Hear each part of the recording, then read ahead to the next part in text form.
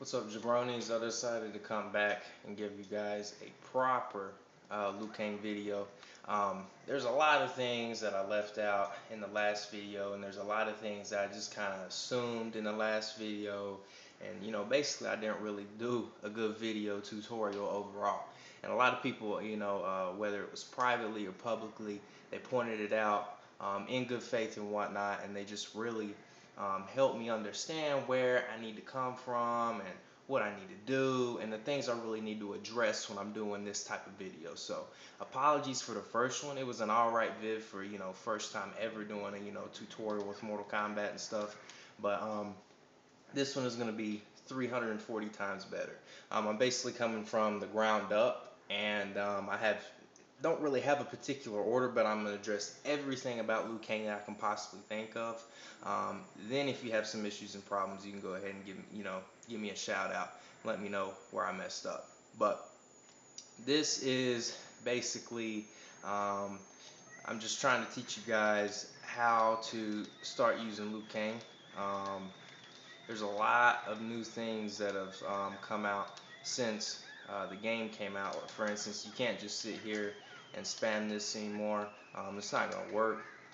Uh, Most good players are just going to sit and block low on you. They're going to eat this string up for breakfast.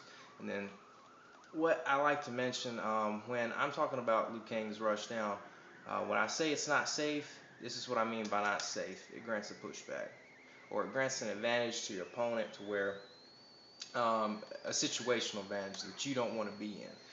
For instance, on this pushback, you're going to have to dash in and then continue pressure from there. Things can get pretty dangerous when you're looking at a guy dashing in like that. So you want to stay away from situations like that, and it's going to make your life a whole lot easier. So also in the last video, I talked about block strings, and what I should go ahead and say is, like, you can't just sit here and do this across the screen the entire time. It can be interrupted by a poke, down 1 or down 3 depending on the character. More than likely they're just going to down 3 out of it and then continue their pressure from there.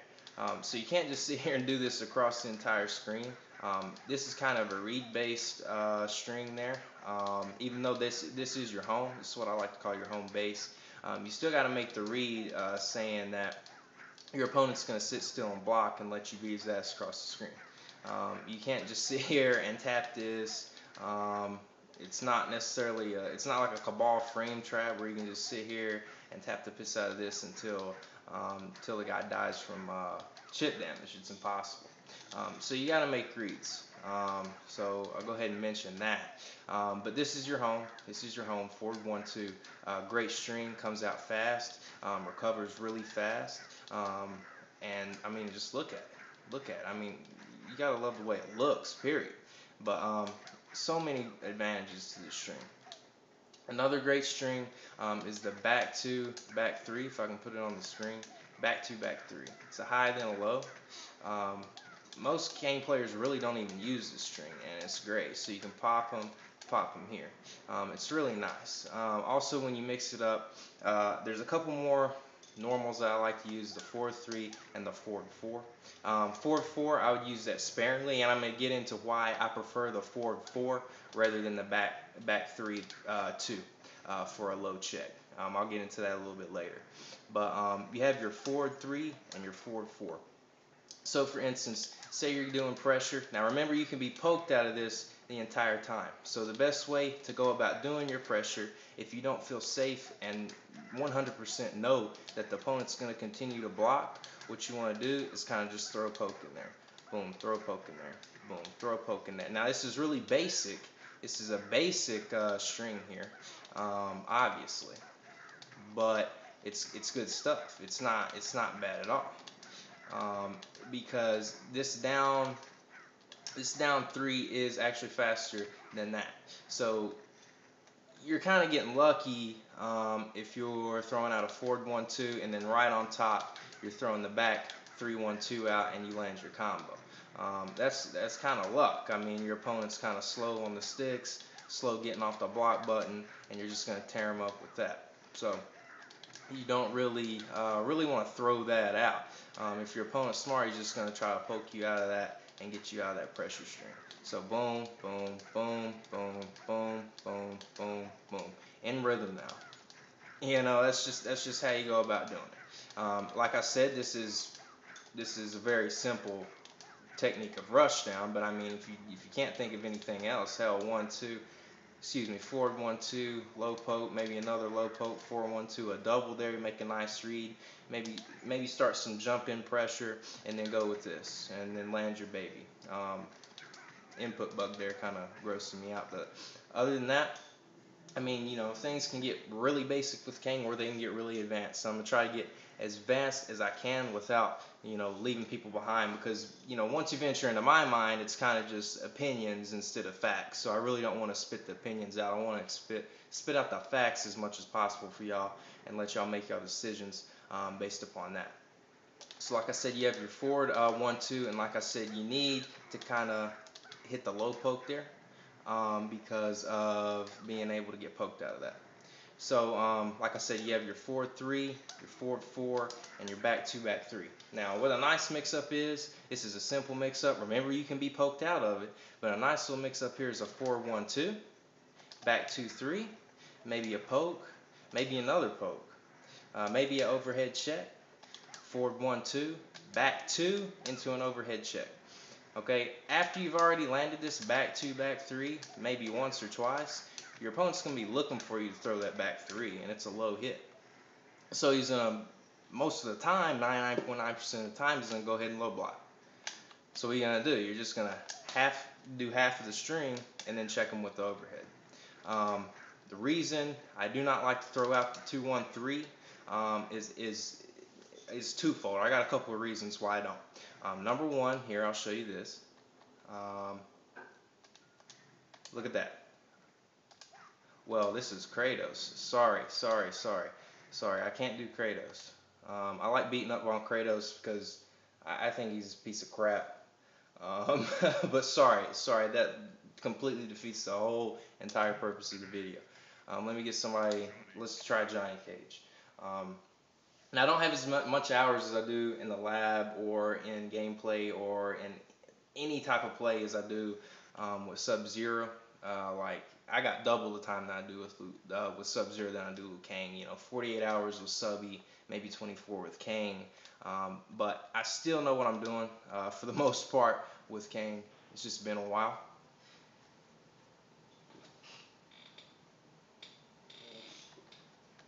So let's see what we can get going here. Okay, there we go.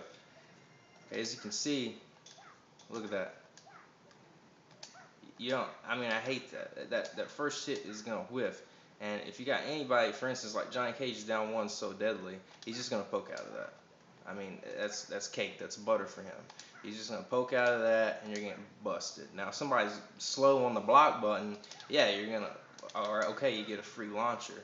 But most of the time they're not. And if you're playing against high-level competition, they're just gonna poke you out of that off of that whiff, or you're gonna catch an uppercut or a fast special. Maybe even a fast combo starter. So you really want to be careful just throwing that on the screen because look at that whiff. That's disgusting. That is disgusting. Now the second reason I really don't like to use the string is well, pushback. You guys know that I hate the pushback. This should be a distance closer. From this distance, you should be able to pop them if you know it's going to hit. Close the distance and continue pressure, not push back, because you're stuck in shit range from there, in my opinion. You're going to have to dash in, like I said. So it goes pushback. The first hit of the string, the 2, will whiff on ducked opponents. And also, what I like to do is keep them in like a, you can't really call it a vortex, you can't really call it a frame trap, it's just keep them in continuous pressure. If they want to sit and eat certain things for breakfast and just sit there and continue to eat it, let them eat it, because you've got the upper hand, you're continuing pressure. Okay, what's the sense of doing this? Let's say, you know, in the combo like you normally would. What's the sense of doing that? Be put back here, which is, I mean, Kang has great zoning, and I'll get to that later. But you'd rather be up here. I mean, most of the time, you'd rather be in somebody's face. So what's the sense of doing that when you can just check them and continue pressure? Check them, continue pressure. And this one hits both, so you don't have to worry about that. You can block low all day on that. Now, obviously, like I said, it can be poked out, or maybe continue, boom, then with a check. I mean, there's things that you can do to avoid. But I mean, you can't just, like I said, you can't just do this across the whole screen. But yeah, if they want to sit here and do that, like for instance, if you can do this to your opponent the entire match, why would you not do that? That's just personal opinion. I know most people would rather have the launcher, but what am I doing? I'm getting a couple hits of block string, so I'm building meter with Kang, and I'm also checking him, and that's just beautiful. It's like he's so scared of this, he's so scared of that right there, that he'll just eat that all day. So if he chooses to eat that all day, I'm gonna let him eat it all day. You know, that's just my personal opinion. To keep the rush down going and to keep things strong for Kang, that's what I like to throw out. I like to throw out the 4-3 instead of 2-1-3. Now, don't get me wrong, launchers are beautiful every once in a while. You can use this 2-1-3 if you catch them once with that to really open up that back 3-1-2, and that's just basic Liu Kang pressure. Everybody knows that from back in the day when you used to spam both of the combos, and that's all you knew how to do. You just kind of use one to set up the other, and that's just basic pressure technique right there. I personally like to check. Another string that some people find kind of controversial is this one here, or a normal, I should say, the 4-4. Now the reason I like to use the 4-4 is because of this. Boom into that really quick. Now if I just check with the back 3, even though it is faster, look how long it takes. And I'm doing it as fast as I possibly can. It takes a minute. Yeah, you can hit confirm into that. Don't get me wrong, hit confirm's nice, but I like to continue my pressure. This is the way I like to do it. And that's why I said I'm not getting way too advanced in this video, simply because it gets into my brain. And you know, sometimes what's comfortable for me is not comfortable for you. So I can continue my pressure here, and let's say it's blocked, I can just jump over and continue pressure there. Or let's say, see if this one's blocked low, the back 3-1-2, if it's blocked, so you're basically committing to that so you can get the faster attack out. See, look, in comparison. That, see what I'm saying?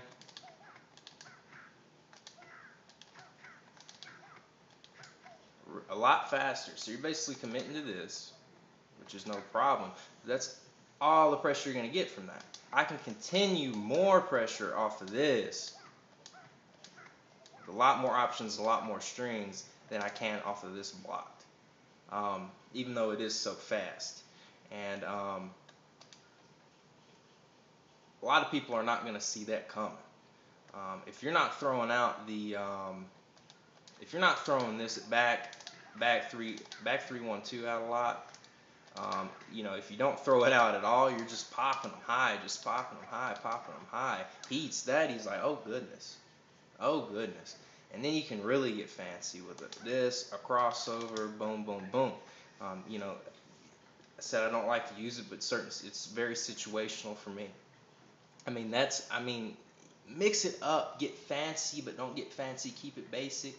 But at the same time, you dig so far deep that your opponent thinks you've got a mind fucked, when really, you're just doing basic Kang stuff here. Like that, your half string here, into a check.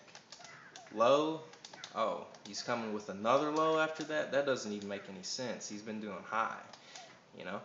What is that? Oh, boom, I can pop there, pop here, pop here. Now remember, it can always be poked out of, so if you're not sure, go ahead and low poke him.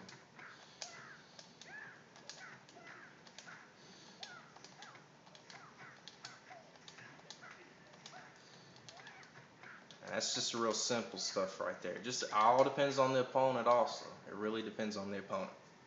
So that's basic rushdown technique. Like I said, I'm not going to go much deeper because that's basically personal opinion after that. I just want to get you guys adjusted to what you should be using the good strings. This is the forward 1-2, back 3-1-2, obviously the launcher string, the forward 3, in my opinion, the forward 4. It's debatable with this. Like I said, the forward 4 because of continued pressure opportunities afterwards. So the forward 4, back 3-1-2, forward 3, 4-1-2, and the back 2, back 3. Real nice. And you can remember you can cut that in half and then check them with the overhead after. So another thing that we need to talk about is definitely like wake up options, because it's so hard as a Liu Kang player to wake up. And what I kind of base my wake up game around is, like, for instance, spacing and how the opponent continues pressure. So let's say you got an opponent that likes to cross you up a lot. Liu Kang's uppercut is not the fastest in the world. It's pretty decent, but it's pretty much not going to eat too many crossovers up. You know, you got to be careful abusing that. Got to be real careful. So if you got somebody that's doing this, besides the neutral jump punch, what do? Well, you just parry him. And it's real nice. You just parry him. So if you got an opponent that's on your rollback just hounding you, say they knock you down, they hound you like that, looking for cross-up pressure, roll back and wake up with the parry. Pop them, they'll get off of that pressure really quick. Say you got an opponent that's on knockdown just wanting to get in your face right here, maybe blocking or doing something like that. Roll back, throw out a ball. Or roll back, throw out a ball. Especially if you got one that's jumping in like late, trying to hit you in the front, like jump in pressure instead of cross up. If he's trying to catch you with jump in pressure, roll back and catch him with the fireball right here. It's beautiful. Trust me, it is sickness. For instance, if you did not have insta air fireball with Liu Kang, let's say that was impossible to do and you didn't have it. So the best move that you could do for a high fireball was this. So what would you do besides neutral jump punch, parry, and a back stand, like a dash back standing 1 for anti-air? You would obviously, for jump in pressure, you would obviously dash back and pop them with a fireball. That's the same concept you really want to carry over your wake up game. Say they're jumping in with jump in pressure, roll back, pop them with the fireball. Or just not even roll back, get up and parry. I mean, there's a lot of options that you have with that. But don't come out doing this just because it has armor. Don't do that. Look at that. Look how pathetic that is. That's just asking to get killed. You don't want to mess with that whatsoever. That's just asking to get rid right there. Yeah, go ahead and hit me with the full combo because I really don't know what I'm doing. Another thing when it comes to specials, I really like to use the things that you use for wake up. Obviously, the insta air fireball, sickness, and Liu Kang is a really good zoning character. So use that to your advantage if you really can't get your pressure game going. Hell, jump back it up, and start throwing these and make them prove that they can get through that. And if they come in, hell, catch them, dash back, catch them with that. That's your baby. And then move on from there. You get nice wall carry and everything. It's just beautiful. Liu Kang is a hell of a zoner. And if you meet a reptile that's trying to zone you out, oh boy, that's a field day. You're going to love it. It's one of the best matchups you got when you got a reptile throwing acid balls at you. Because reptile pisses me off to begin with. And then when you get a reptile trying to zone you out, playing as Liu Kang, it's beautiful. So you got that. Also, a couple of things, like if you got a Sub-Zero that's throwing out ice balls as soon as he knocks you down, don't do this, okay? Yeah, you're going to hit him. Look how much damage you're doing. 13, it's a waste of meter, and it's for 1 hit. And where does it put him? You're at somewhat of an advantage. You are at advantage, but look, you almost full screen. So you got to go back into your zoning game. Not really worth it. Another thing with your specials, it's pretty nice. So you can even catch them with another one after that stagger state. A lot of people like to do this. Nothing wrong with that, but once you throw that out once, I promise your opponent's going to be looking for it, especially if it's high level. Most of the time, if it's high level play, you're going to have your opponent blocking low anyway, because they're wanting to counter that fast ass back 3-1-2. They don't want to get hit by it. So they're going to be blocking low anyway, excuse me. And then what did I say when they block low? The first hit on this string whiffs. First hit whiffs. And on top of that, it's really not advantageous in any way, shape, or form. So you really don't want to use that too much often. It's nice as a little surprise, but you don't want to rely on that for pressure. You want to rely on that for pushback. It's just not a really good thing to use right off the bat in your pressure game. Maybe for something that's a round ender, nice little round ender right there, use that. But other words, just don't use it. It's useless. Talked about wake ups, talked about specials, talked about pressure game, advanced pressure game. Also from the last video, I mentioned something about this sweep. Is more of a posed question. I got a lot of emails and responses about that not being advantageous because of wall carry and things like that. I understand wall carry, but I find that pretty useful against certain opponents that just, don't know what they're doing. Keep the pressure on them. Keep the pressure on them. Wall carry is nice, and once you start getting to high level play, yeah, you're going to want to do wall carry. I just kind of posed that as a question just to see what people thought. I didn't really want you to incorporate that into your game. It's not something I really do too often, and it just doesn't make much sense to do anything like that. Dragon stance, it's a bait tactic pretty much. Right here, that's a nice one. That's a nice one. So if you get an opponent coming in, rushing you down, say you got your block string, remember that you can get poked out of. Don't ever forget that. Get poked out of. So you relinquish pressure here. If he rushes you down trying to hit you, pop him up with that. Continue from there. Or if he's just going to sit there like a clown, you can eat him up also. Relinquish pressure and sweep. Maybe some jump in pressure, or maybe bait the wake up, block, punish accordingly. Real good stuff right there. Dragon stance you don't want to use too often either. That's kind of one of those gimmicks like this. I call that a gimmick because it's like it really doesn't work that often. You want stuff that works often, like the string, like this pressure. It's really nice stuff right there. Checks, all that type of stuff. Double checks. Don't forget your double checks. Those are pretty useful if you're really wanting to get this character off the ground. So I guess I covered most of all the questions that were from the first video. Like I said, I made a poor video in the first one, first ever character tutorial.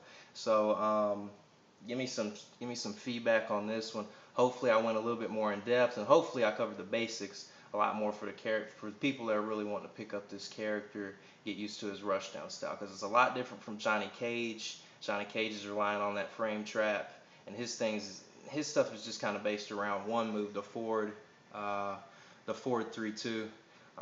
That pressure is weak. You got so much mix up here with Kang. It's not even funny. He's like a mix up between Scorpion and Johnny Cage, because he's a little bit riskier than Cage, but he's nowhere near as risky as Scorpion. But like I said, risky with Liu Kang. The only thing that you got to worry about with Liu Kang is pushback, and that's just relinquishing pressure. And there's so many mix-ups you can do after that. Hell, if you get a pushback opportunity, you can go into Dragon stance and pop him with the uppercut. I mean, that's a nice little mix-up if you find yourself in that situation. So, guys, give me some feedback, and hopefully this was a helpful vid, and hopefully I'll put up another one soon. Deuces, y'all.